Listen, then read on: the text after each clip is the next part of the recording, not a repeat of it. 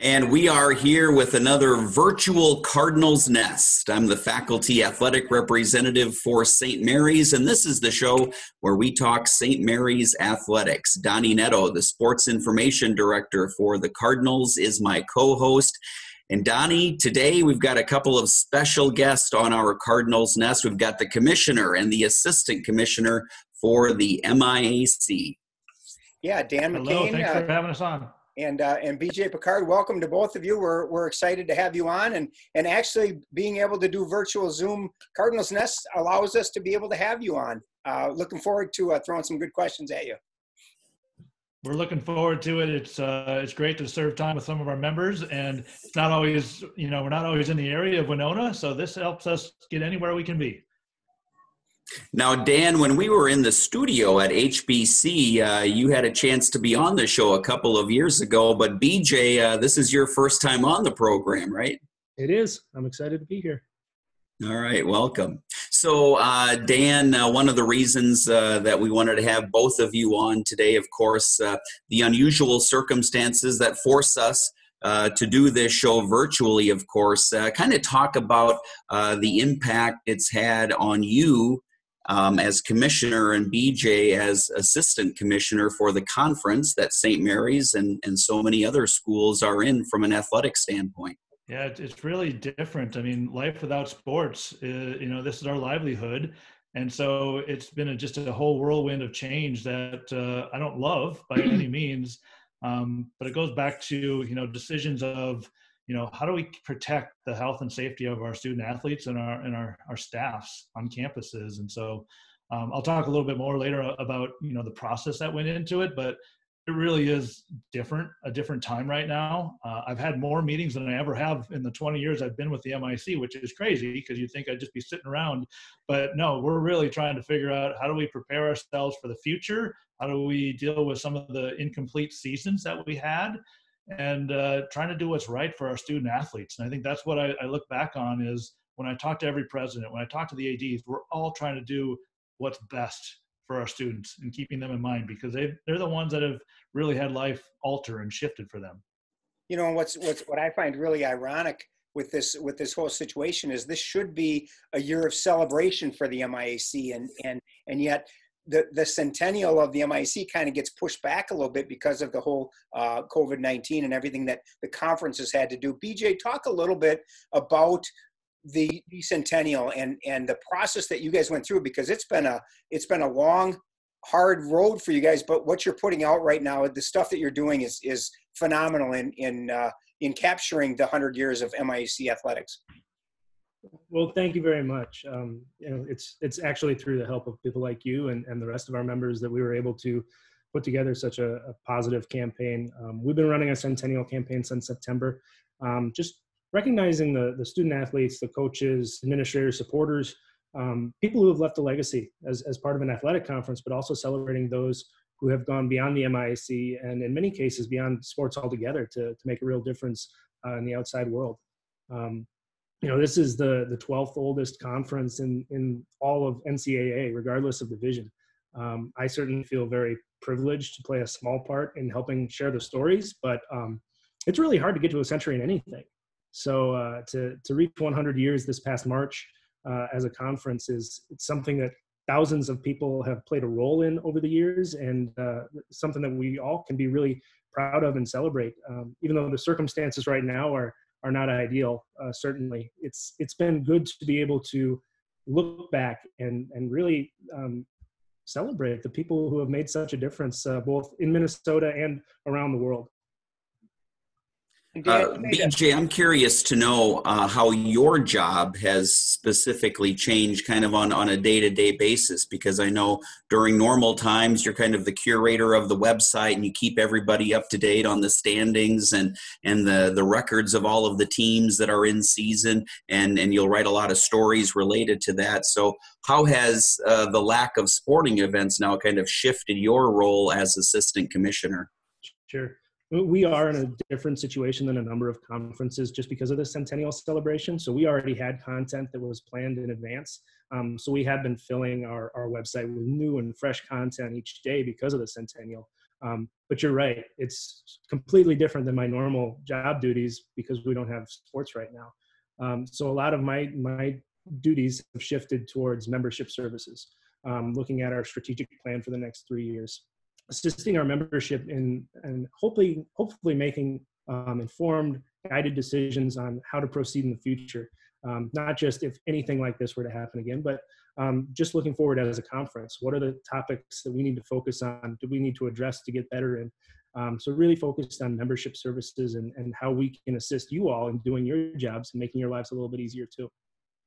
He definitely makes my job easier, Dean, that's for sure. Dan, you mentioned briefly that 20 plus years in the MIAC, it hasn't always been as the commissioner. Kind of give people just a brief history on your trek up the MIAC ladder, because at one point you were in BJ's position too. I was, yeah. So yeah, this is my 21st year finishing up here. And, when I got out of college, I was a soccer coach, and I thought, hey, my career is going to go right into the professional realm of not a player, because I didn't have those talents, but in a front office standpoint. And I got a little taste of it, and it really made me reflect on my experience as a student athlete, and going back to, I really love the combination of athletics and education. And so pursuing that interest really was what drove me to the MIAC, and served 6 years where BJ serves, and things were much different. I don't know the graphics and the talents that BJ has at this point, but, we had to, manually do our website, manually every night do the standings and reorder them. We're in a much different spot now, streamlining technology. And so that was all fun, and that was kind of the good things, dealing with the positive stories coming out of the conference and all of our great student athletes and coaches. And now shifting gears, several years, 15 years or so as a commissioner, it's been a great transition. I love who I represent. Our 13 campuses are incredible. The coaches, the student athletes, the faculty, administrators, I love doing the variety of work that comes on my plate every single minute.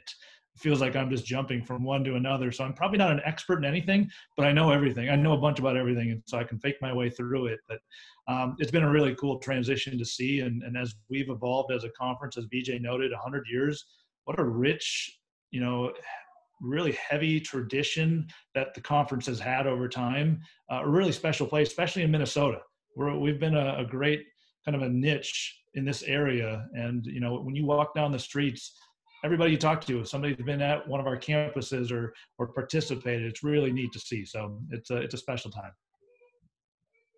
And BJ, how about your journey to be assistant commissioner with Dan there at the MIAC? Kind of talk about how you ended up in this position and where some of the stops you were along the way. Sure. Well, I've got D3 roots. I got my bachelor's degree at the University of Wisconsin-Eau Claire. Many people know it as the Harvard of the Midwest. I don't know if that reputation has reached out here yet. But after that, I went to grad school at the University of Washington. That really gave me an opportunity to look at the landscape of leadership in college athletics. I got an internship with the Philadelphia 76ers, moved down to the Arena Football League. My wife is from the Rochester area and wanted to come back closer to home. And fortunately, I was aware, having been at a MIAC school, knowing that there's a nearby conference that happened to have an opening. And it just kind of happened that way. And I'm very fortunate to be working here since 2017. Seen a lot of unique things, and I'm really proud to be a part of it.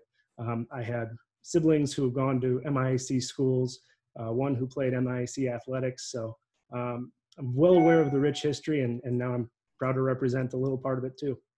And Dan, you mentioned how your job is interesting and ever changing.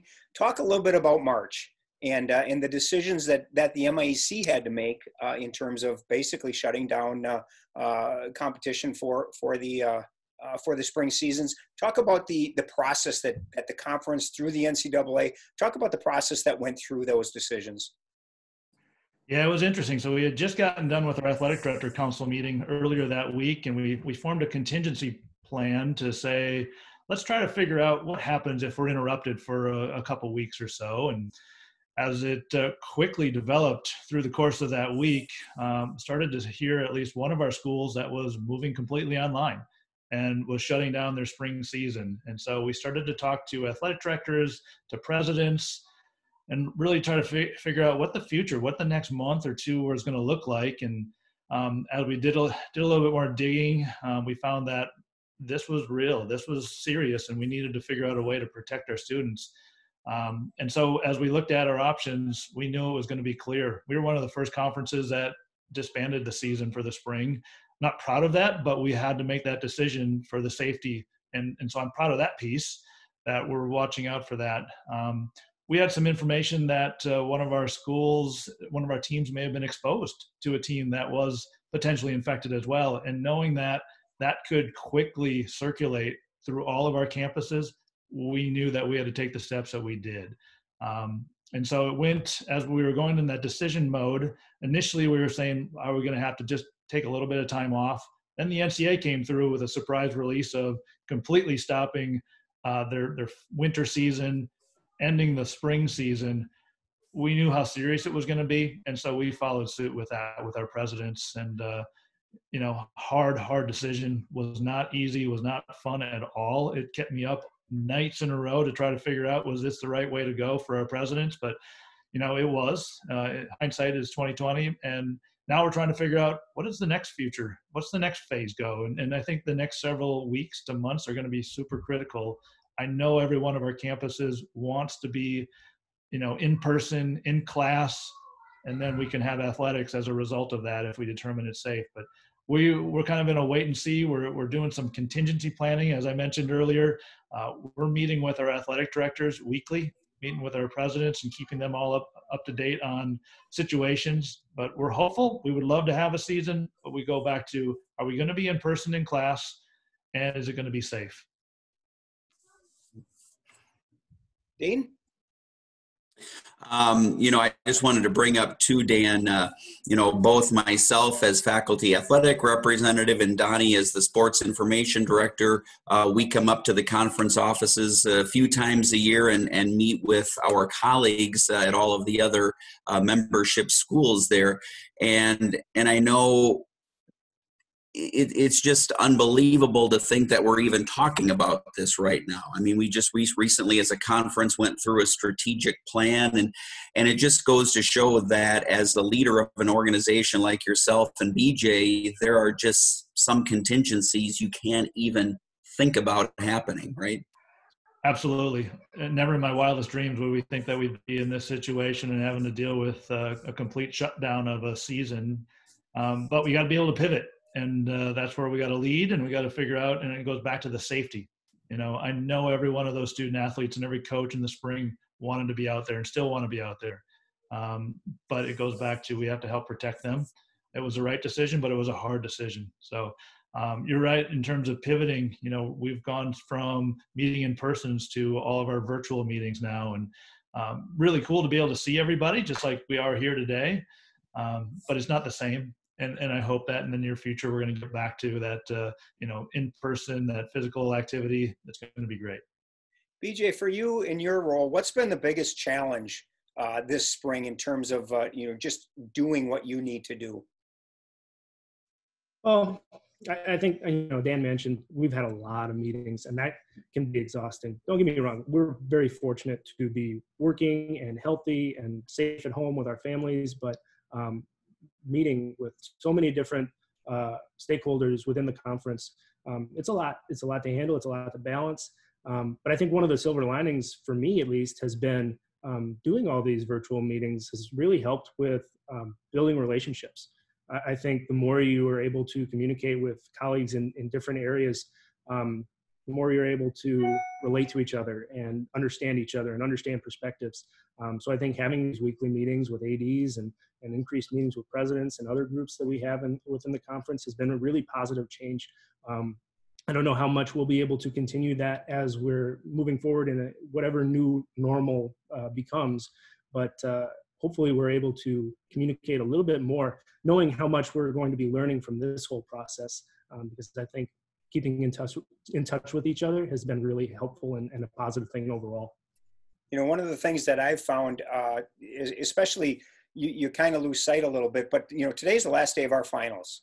And so this Saturday would have been our graduation. And, for those students and our student athletes, I just want them to know that, we're thinking about them, and we realize how difficult this spring was for them and how much they had to really accept a non-traditional spring, a non-traditional graduation, and that, my heart goes out to them. I understand how frustrated they may feel, but I also want them to know that we're here for them and we're thinking about them and we're celebrating that they're done with finals today, and Saturday would have been graduation. And it's something that for me is just, I hope they realize how much all of us really care about their well-being and their successes as much in the classroom as on the athletic competition. Yeah, one of the things you're right. It's hard to even remember what day it is because we're so stuck to our homes and the work. But we can't forget about those milestones that those student athletes are participating in. Whether it's graduation or their last day of finals. I know I celebrated that many years ago. But that's important to let them know that we're here for them. We're here to support them. Hopefully they can see that in our work. It's probably a little bit harder for us in a conference office, but I know all over the campus administrators are making it a point to recognize that. We, under BJ's lead, we recognized all the seniors that missed out on their senior season, celebrating Division III week a couple weeks back. It was a small thing that we could do, but it was the right choice to dedicate that week that we usually celebrate Division III to honor our student athletes and our seniors that missed that last year of competition. Yeah, and one of the things that I've tried to remind myself of throughout this process is that everyone's heart is hard, right? My wife is downstairs working from home. We've converted our basement into an office for her. She's a mental health therapist, and she's dealing with some really serious things for a number of people. And she's got over 100 clients that she's working with right now, just trying to help. And I've got sisters who work in the mental or in the healthcare field. They're dealing with very different things, but that doesn't necessarily take away from my heart or your heart or a student athlete's heart, because we're all affected in different ways. And I think that everybody's heart is hard. And constantly reminding myself of that helps put things into perspective. And I think perspective is probably the biggest thing that we can all gain from this. The outside world is really scary, and we have the luxury of working in college athletics, which is just such a great job.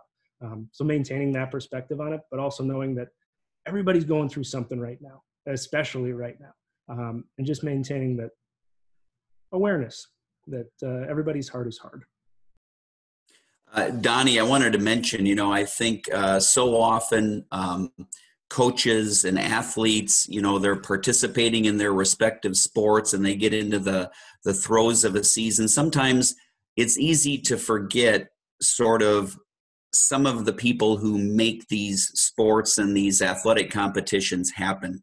And Donny, I know you share my sentiment. I think we have two of the very best in Dan and BJ leading the MIAC. And I think it's one of the reasons, Dan and BJ, we wanted to have you on today is just to kind of let the rest of the world see in what we see on a semi-regular basis. And that is the two of you kind of leading the charge for the conference, which makes a lot of these opportunities happen. Do you agree with that, Donny? Absolutely. Dean, you took the question, the comment right out of my mouth, because I was going to say the exact same thing. I mean, Dan and BJ, we appreciate so much what you guys do. I know that some of the decisions that you have to make are incredibly impossible, but just know that what you do is so appreciated. I mean, I look forward to our August meeting every year because I love to see you two and get together with our group of SIDs. But it's just important that BJ, the stuff you're doing is amazing. Your social media skills are second to none, and I think that promotes our conference to the utmost. And then to have Dan as a leader, you can lead this ship forever for all I care, Dan. I'm going to have to tell you, make sure that I record that piece of it to put it to our bosses here. But no, we really appreciate that. BJ and I work hard for the membership, and that's really where our service is membership services. We wouldn't be here without our members, and that's the most important thing. And we're here to help, and we've got an amazing group of administrators, coaches, and student athletes. Yeah, we may have some difficult conversations and situations. We're not going to ever please everybody, but our goal is to make the right choices and to be here to provide an amazing opportunity for student athletes. That's why we're here, I think.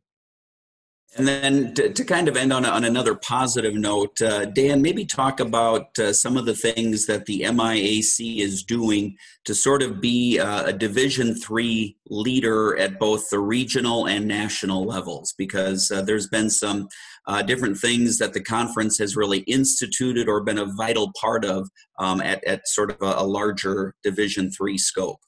Yeah, a lot of times we have to look internally first and get that right, and I think we're doing a lot of great things here, but nationally, promoting national legislation, we've been really active. I think we've moved more proposals nationally than any other Division III conference. Whether that's good or bad, I think we are active on that because we want to make sure that the future is bright for us. We've had leadership conferences, and St. Mary's has served as a host for the three of them that we've had. And it's an amazing opportunity for our students. And so just those few things right there alone are places that we want to make sure that we are focused on. But we have a strategic plan, as BJ mentioned a while ago, that really is going to help internally look at who we are and how do we even improve. We have pretty good pride here, and we think we do things really well, but we know we can be better. And where are those areas that we can shift to provide those opportunities? So those are some of the things. And BJ, I don't know if you have anything more to add in that scope. No, I think you're exactly right. I think it's important that no matter how good you feel about yourself, you can always improve. And I think the MIAC has demonstrated a long 100-year tradition of being really excellent in both athletics and academics, being a leader nationally, regionally, locally. But I think there's still room for improvement as athletics and education continue to evolve. 10 years from now, we're going to be talking about a whole new set of circumstances and issues as college athletics change and evolve. So I think maintaining, being on the forefront of everything that's coming at us, being well-informed and always working towards the best interests and experiences of our student athletes, because ultimately that's who we're here for. So I think as long as we're continuing to have conversation and discuss and find ways to get better and evaluate ourselves, we're going to be in a good spot. Dan, BJ talked about working at home and, his wife working in the same household. You've got to spend a little more time with your family, I suppose, huh? Yes, it's been awesome. I mean, I love not having a commute. So I guess if there's some positives that come out of this, I'm saving myself a lot of time. But there's real challenges to anybody trying to adapt with kids and working from home and trying to find a quiet space. But it's been great. I think if out of all the negative that happens with the illness, and that is really serious, having us slow down a little bit, having us spend more time at home and family, those are some huge positives. And I'm always trying to find the shining light of things. And I think those are what stand out to me. Donny, any final questions for Dan or BJ? I'm pretty quiet here with just my wife, so I don't have kids running around or anything. So my house is very quiet. Donny has never been pretty quiet. And BJ, thank you so much for being on. Greatly appreciated. It's a pleasure to join you all. This is a great opportunity, so thanks. Absolutely. Anytime. And always appreciate the kind words. So thank you very much. All right. That's going to do it for this Virtual Cardinals Nest. Thanks for watching.